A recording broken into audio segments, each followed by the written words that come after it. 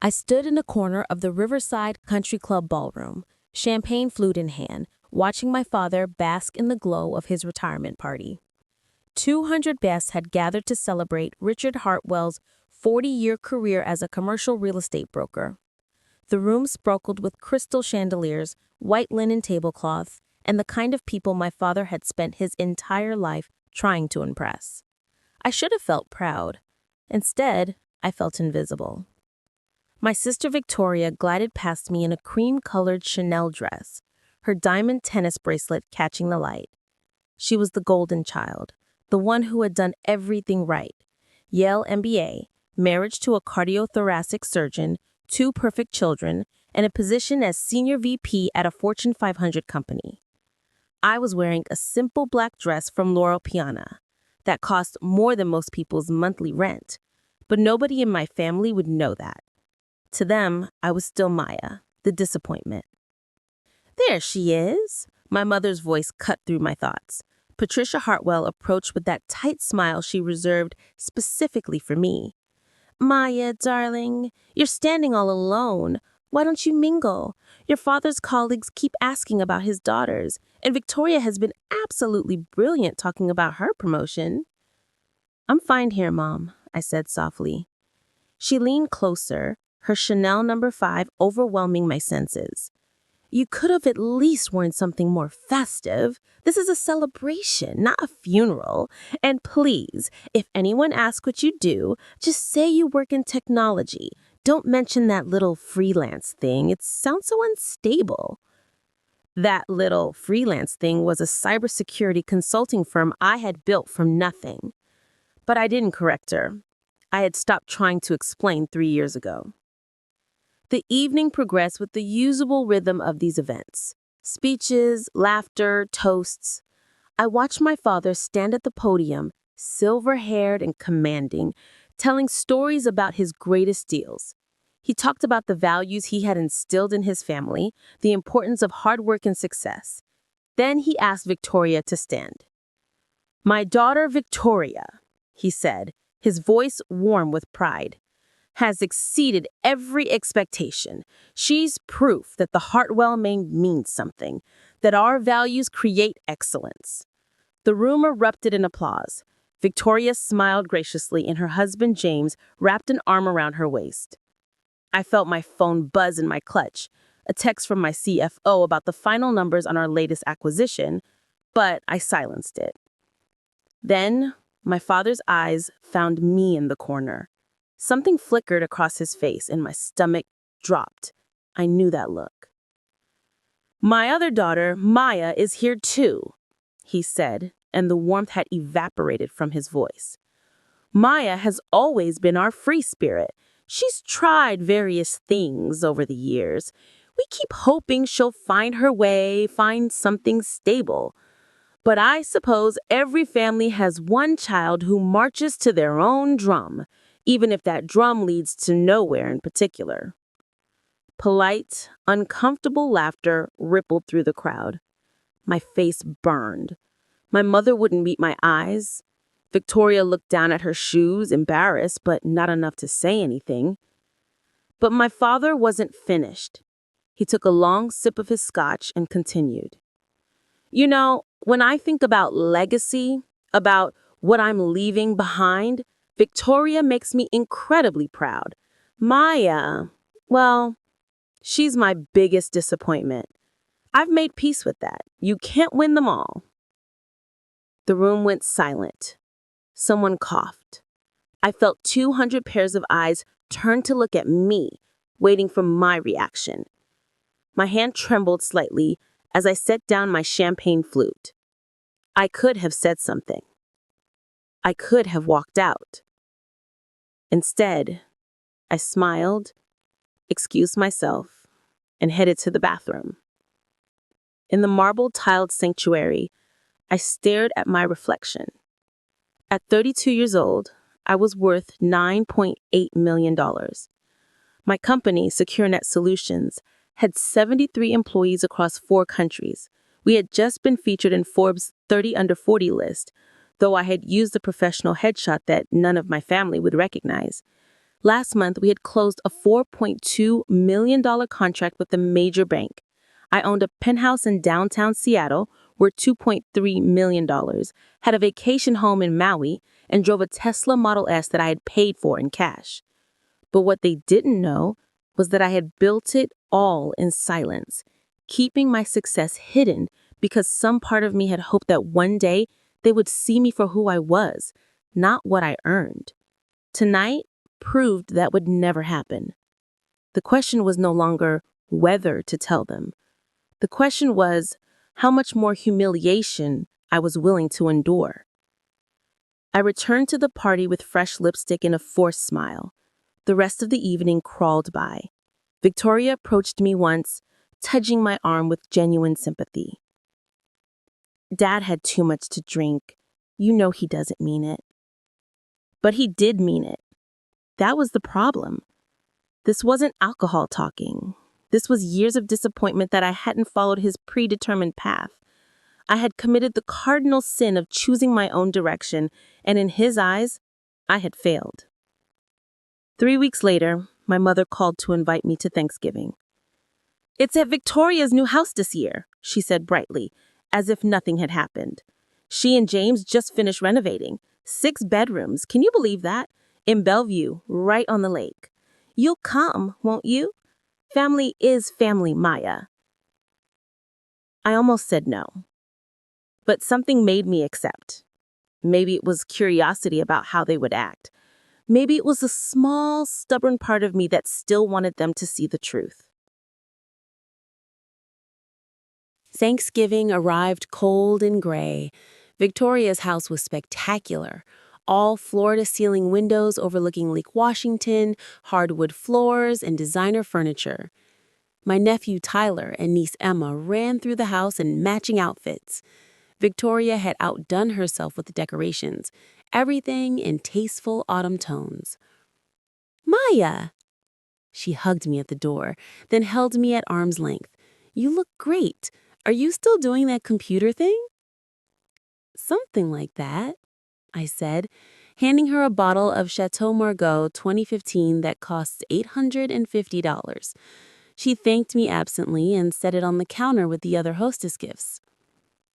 My father was already in the living room, holding court with James about the real estate market. My mother was in the kitchen, directing Victoria like a conductor with an orchestra. I offered to help and was given the task of arranging appetizers on a platter, the kind of simple job you give to someone you don't trust with anything important. Dinner was a production. A 20-pound turkey, 7 side dishes, homemade rolls. We sat at Victoria's custom dining table that seated 12, and my father led grace. As we passed dishes and filled plates, the conversation naturally turned to accomplishments. James just performed the most complicated valve replacement surgery. The patient had been turned away by 3 other surgeons. James saved his life. My father clapped James on the shoulder. "That's the Hartwell son-in-law, making a real difference in the world." "Victoria's been approached by the board position," my mother added. "At her age, can you imagine?" Victoria blushed prettily.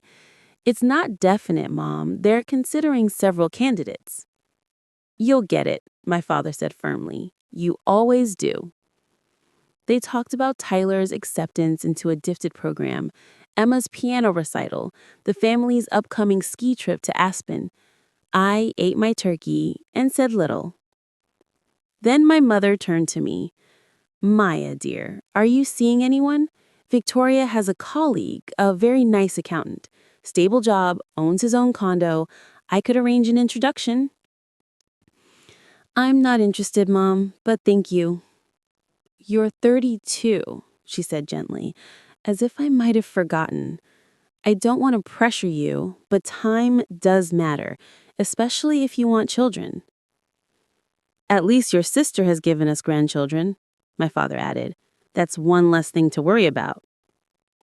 Victoria shifted uncomfortably. "Dad, come on." "What? I'm just being honest. Maya knows we love her, but she has to understand our concerns. She has no partner, no real career path, no stability. What kind of future is she building? My phone buzzed in my pocket. I ignored it. It buzzed again and again. Could you not check your phone at the dinner table? My mother asked, irritation creeping into her voice. It's Thanksgiving. I'm not checking it, I said quietly. Well, it keeps buzzing. It's rude. I excused myself to the bathroom and looked at my phone in Victoria's guest bathroom, surrounded by monogrammed hand towels and luxury soap.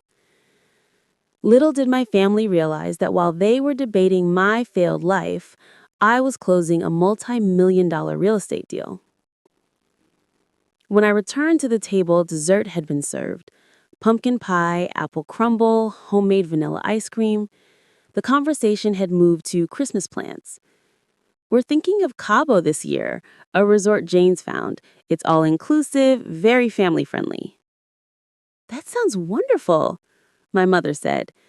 Then, as an afterthought, Maya, you're welcome to join us if you can afford it. I know these trips can be expensive, but we'd love to have you. Something inside me snapped. Not dramatically, not with anger. It was more like a door closing softly but permanently. Actually, Mom, I appreciate the offer, but I'll be in Maui, at my house. Victoria looked up. Your house? You mean you rented something? No, I own it. A 4-bedroom beachfront property in Waiila. I bought it 2 years ago. The table went silent. My father's fork paused halfway to his mouth. You bought a house in Maui, my mother said slowly, as if testing the words. How could you possibly afford that? The same way I afforded my penthouse in Seattle, the one with views of Elliott Bay. I paid cash for both. Maya, what are you talking about? Victoria's voice was gentle, concerned, as if I might be having a breakdown. I pulled out my phone and opened my banking app. I turned the screen toward my father, showing him the account balance. $4,847,392.67. And that was just one account. I'm talking about the fact that I'm worth $9.8 million. My company, SecureNet Solutions, employs 73 people. We specialize in cybersecurity consulting for Fortune 500 companies and government agencies. Last quarter, we grossed $6.3 million in revenue. We were featured in Forbes magazine 3 months ago, though I used a different photo, so you wouldn't have recognized me. My father stared at the phone screen like it was written in a foreign language. That can't be real, my mother whispered. I opened another app and pulled up the Forbes article, turning my phone around the table. There was my professional headshot above the headline. Maya Hartwell, 32, builds cybersecurity empire after big tech career. After I left Microsoft 7 years ago, I started consulting independently. I had patents, connections, and expertise in network security. My first client paid me $200,000 for a 3-month contract. I built from there. Now we have offices in Seattle, New York, London, and Singapore. Victoria's mouth was open. James had set down his fork. My mother's face had gone pale. But you never said anything, Victoria managed. You let us think you were struggling. I tried to tell you, I said, and my voice was steady, calm. 3 years ago at Christmas, I mentioned my company. Dad said it sounded like a hobby. Mom asked when I was going to get a real job. You, Victoria, told me I should apply to be someone's executive assistant since I was good with computers. So I stopped trying to explain. Why didn't you show us? My father demanded, and there was anger in his voice now, the bluster of someone who had been made to feel foolish. Why didn't you prove it? Because I shouldn't have to prove my worth to my own family. because I hoped you would be proud of me for who I am, not what I earn. But clearly, that's the only language you speak." I stood up, collecting my purse and coat from the hall closet. My hands weren't shaking anymore. I felt calm, clear, like I had finally stepped out of fog into sunlight. "Maya, wait!" Victoria called after me. "Don't leave like this. We can talk about this." "There's nothing to talk about. You've made your feelings clear for years. Tonight just confirmed what I already knew. I don't need your approval anymore. I don't need your pity or your matchmaking or your concern about my future. I've built a life I'm proud of, with people who value me." My mother found her voice. "Sweetheart, if we had known, we would have treated you differently. You have to understand, we thought we were encouraging you to do better. By calling me your biggest disappointment in front of 200 people?" My father stood up, and for the first time I could remember, he looked uncertain. "Maya, I was drunk. I didn't mean it that way." "Yes, you did. And that's okay. You don't have to be proud of me, but I'm proud of myself, and that's enough." I walked toward the door. Behind me, I could hear my mother crying, Victoria trying to calm her. James said something about everyone just taking a breath. But what happened next left them speechless when I turned around one final time. For what it's worth, that bottle of wine I brought, the Chateau Margaux, it cost $850. I have 12 more bottles in my wine cellar. The dress I'm wearing is Laura Piana, about $3,400. My watch is a Cartier tank, $7,200. My car outside is paid off. My houses are paid off. I have zero debt and more money that I know what to do with. But none of that matters as much as the fact that I built it myself. Without your help, without your network, without your approval. I did it alone, and I'm done pretending to be less than I am to make you comfortable. I left Victoria's house and drove back to my penthouse. The city lights sparkled across the water. I poured myself a glass of wine, not the expensive Margaux, but a simple Pinot Noir I liked, and I sat by my floor-to-ceiling windows looking out at Elliott Bay. My phone rang within the hour. Victoria. Then my mother. Then a text from my father. "We need to talk about this." I turned off my phone. The next few weeks were quiet. I threw myself into work, closing the Portland property deal and starting negotiations on a new government contract. My team was brilliant, dedicated, everything a CEO could want. We had a company culture built on respect, innovation, and recognizing people's contributions. It was everything my family wasn't. 2 weeks before Christmas, Victoria showed up at my office unannounced. My assistant tried to stop her, but I waved her in. She stood in my corner office, taking in the view, the modern furniture, and the framed Forbes article on my wall. "This is really real," she said quietly. "Yes." "Maya, I'm so sorry.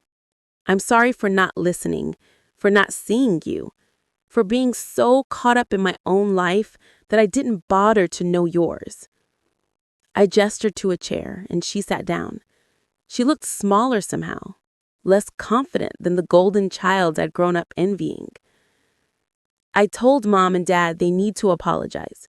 Really apologize, not just smooth things over. What Dad said at his retirement party was unforgivable. He said what he believed. They all did. We were wrong." I leaned back in my chair. "Victoria, I appreciate you coming here, but an apology doesn't erase years of being dismissed. It doesn't undo the damage of constantly being told I wasn't enough." "I know, but maybe it's a start." We talked for over an hour. She asked about my business, really asked, and I told her. I showed her our client list, explained our services. shared my vision for expansion. She listened in a way she never had before. "You've built something incredible," she said finally. "I'm genuinely in awe. Thank you. Will you come to Christmas, please? I know it's a lot to ask, but I miss my sister. The real you, not the person we created in our heads." I told her I would think about it. After she left, I sat in my office as the winter sun set over the water. I had been keeping a secret that was about to come out, and now that it had, I felt lighter. The weight of hiding, of minimizing myself had lifted. Christmas came, and I did go to my parents' house. The atmosphere was different, cautious. My father pulled me aside before dinner. "I owe you an apology," he said stiffly. "What I said at my retirement party was cruel and untrue. I was embarrassed by my own ignorance. That's not an excuse, but it's the truth."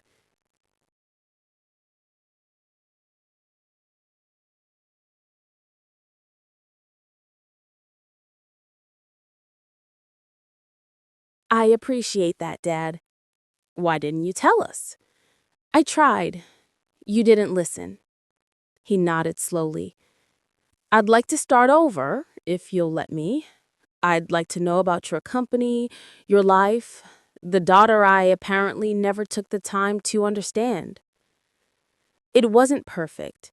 Years of hurt don't heal with one conversation, but it was something. My mother hugged me tightly, apologizing through tears. Victoria introduced me to her colleagues as my sister, the CEO. It felt strange, being seen for the first time. I spent New Year's Eve at my house in Maui, barefoot on the beach, watching the sunset paint the sky in shades of orange and pink. I thought about the girl I had been, desperate for approval, willing to shrink herself to fit other people's expectations. I thought about the woman I had become, someone who built an empire in silence and found her own worth. My phone buzzed with texts, Happy New Year messages from my team, from friends, from Victoria. One from my father. Proud of you. Sorry it took so long to say it. I smiled and set the phone down. His pride felt nice, but it wasn't necessary anymore. I had learned the hardest and most important lesson. You cannot wait for other people to validate your worth. You have to know it yourself, live it yourself, be it yourself. The waves rolled in, gentle and constant. I had everything I needed: success, security, freedom, and finally peace. I had been called a disappointment by the people who should have believed in me most, but I had proved, ultimately, that the only person whose belief mattered was my own. As midnight approached and fireworks began to light up the Hawaiian sky, I raised my glass of champagne to the ocean, to the future, to the women who had refused to stay small. The only revenge I needed was living well, loving myself, and building a life so full and rich that their opinions no longer had the power to touch me. And that, I realized as the new year began, was the sweetest victory of all.